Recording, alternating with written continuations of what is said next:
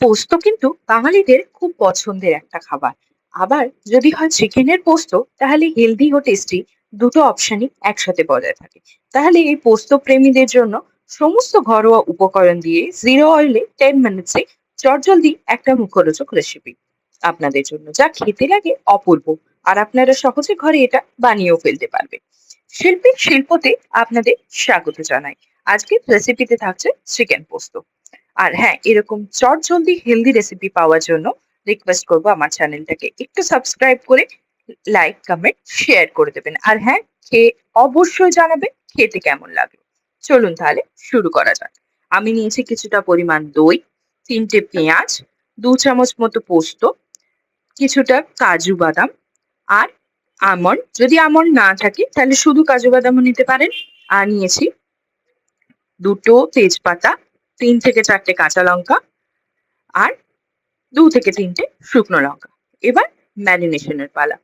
চিকেনের মধ্যে প্রথমে 2 চামচ পরিমাণ দই আর দিয়ে তার মধ্যে 1 চামচ নুন। আর যদি আপনারা লঙ্কা গুঁড়ো দিতে চান এই পর্যায়ে ব্যবহার করতে পারেন। যদি লঙ্কা গুঁড়ো না দিতে চান তাহলে এইভাবে মেখে একটু 10 থেকে 15 মিনিট রেখে দিতে পারেন চাইলে। আর যদি আপনি বলেন যে না, ডাইরেক্ট ব্যবহার করব, তাও আপনি করতে পারেন। আমি শুধু কাটাকাটির আগে চিকেনটাকে মেখে রেখে দিয়েছিলাম। এইটুকু টাইমই যথেষ্ট। এবার চলুন বাকি কাজগুলো সেরে ফেলা যাক। চিকেন তো ম্যারিনেশন কমপ্লিট, দেখতেই পাচ্ছেন। আর এবার আমাদের কাটাকাটির পালা। আমি এখানে রসুনটা একটু বেশি ব্যবহার করেছি। আপনারা যদি চান একটু কম করেও ব্যবহার করতে পারেন। আমি এখানে একটা গোটা রসুন ব্যবহার করেছি।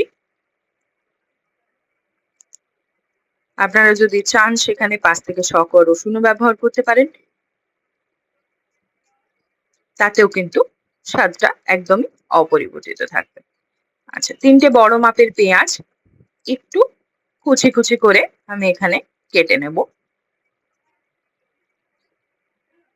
আর ততক্ষণ পোস্তটাকে শুকনো একবার মিক্সিতে ঘুরিয়ে নেব।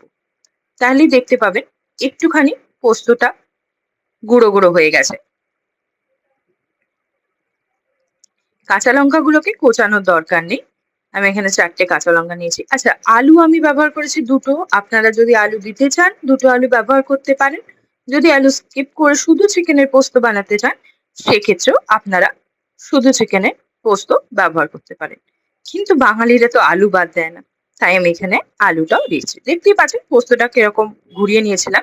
আচ্ছা, এরপর এর মধ্যে দিয়ে দেবো 6 থেকে 7টা আমন্ড আর কিছুটা কাজু বাদাম, যেটা আমি ভিজিয়ে রেখেছিলাম, দিয়ে একবার ঘুরিয়ে নেব।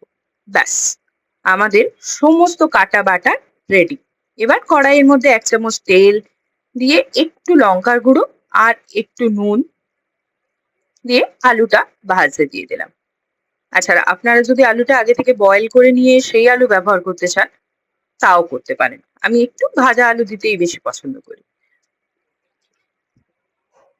আলুটা এখানে ভালো করে ভেজে নিয়ে তুলে নেব। ব্যাস, এবার আবার সেই কড়াইয়ের মধ্যে তেল দিয়ে 2টো তেজপাতা, 3টে শুকনো লঙ্কা একটু ভালো করে নাড়াচাড়া করে নিয়ে আগে থেকে কেটে রাখা পেঁয়াজ, রসুন কুচি, লঙ্কা কুচি দিয়ে একটু নাড়াচাড়া করে পেঁয়াজ ভাজা ভাজা হয়ে গেলে আগে থেকে চিকেনটা যে ম্যারিনেট করে রেখেছিলাম সেই চিকেনটা দিয়ে একটু ভালো করে গ্যাসের ফ্লেমটাকে হাই করে কষিয়ে নেব। এই পর্যায়ে যেহেতু আলু আমি সেদ্ধ করিনি তাই আলুটাও দিয়ে দিলাম। একসাথে কষানো শুরু। এবার আর কি একটু স্বাদ অনুসার নুন, একটু স্বাদ অনুসার চিনি। আমি দিয়েছি 1 চামচ পরিমাণ নুন, যেহেতু আগে নুন ব্যবহার করেছিলাম। আর 1 চামচ পরিমাণ চিনি। ব্যাস, একটু ঢাকা দিয়ে রেখে দিন 2 থেকে 3 মিনিট। তারপরে দেখতেই পাবেন জলটা শুকিয়ে আসছে। তারপর আর একটু ঢাকা দিয়ে আবার একবার নেড়ে নিন। সমস্ত জল বেরিয়ে গেছে। চিকেনটাও প্রায় হাফ সেদ্ধ হয়ে এসেছে। এবার যে ওই পেস্টটা রেডি করেছিলাম সেই পেস্ট, আচ্ছা আপনারা যদি থিক পেস্ট বানাতে চান তাও করতে পারেন।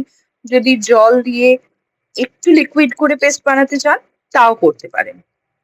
কোনোটাতেই কোনো প্রবলেম নেই। আমি যেহেতু থিক পেস্ট বানিয়েছিলাম সেই পেস্টটা দিয়ে একটু কষা কষা করে মাখা মাখা করে হয়ে যাওয়ার পর এর মধ্যে যে পরিমাণ পেস্ট দিয়েছিলাম তার 2 ডবল জল দিয়ে একটু ঢাকা দিয়ে 2 থেকে 3 মিনিট ফুটিয়ে নেব। ব্যাস, এবার একটু নাড়াচাড়া করে যতটা গ্রেভি আপনারা রাখতে চান সেই হিসাবে রেখে নামিয়ে নিয়ে গরম গরম পরিবেশন করুন। আর হ্যাঁ, খেয়ে অবশ্যই জানাবেন খেতে কেমন লাগলো।